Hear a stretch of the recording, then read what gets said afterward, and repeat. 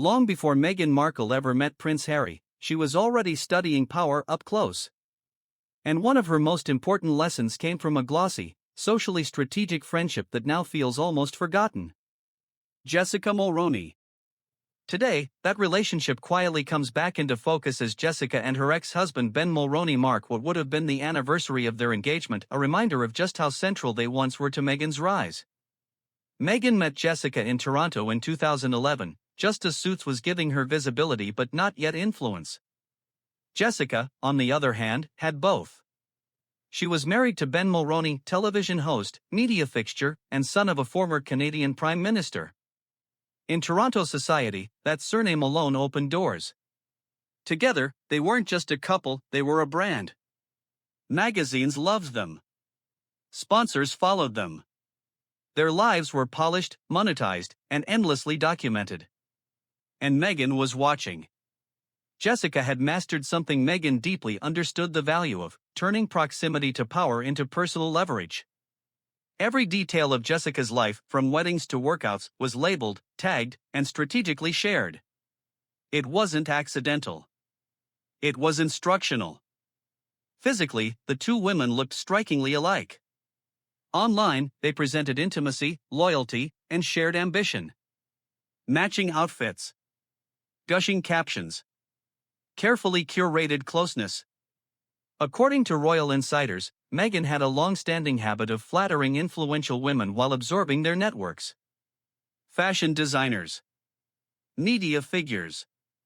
Athletes. Celebrities. But Jessica was different.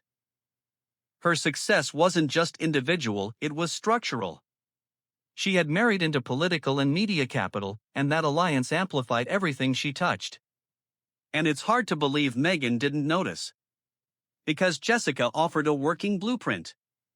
Marriage plus branding plus access equals scale. But Toronto was only the first level. The real unlock came next. Enter Markus, the global connector behind Soho House.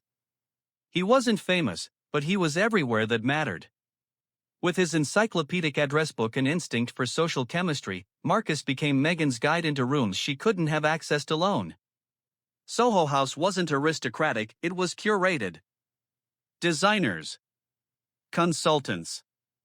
Media strategists. Cultural tastemakers. And that mattered more than titles. For years, Meghan's social life followed Soho House locations around the world, usually with Markus at her side. London. Europe. Private dinners. Soft power circles.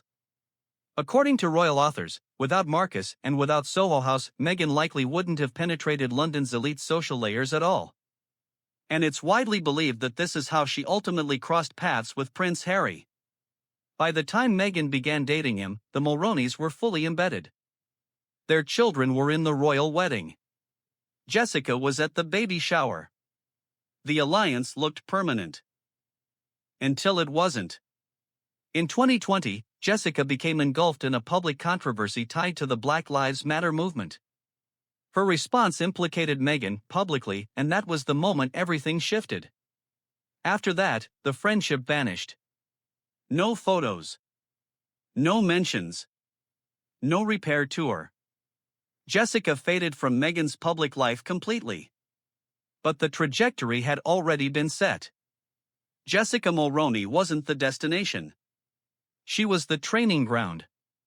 A demonstration of how visibility, branding, marriage, and proximity to power could be fused into momentum. Meghan took the lesson and applied it on a far larger stage.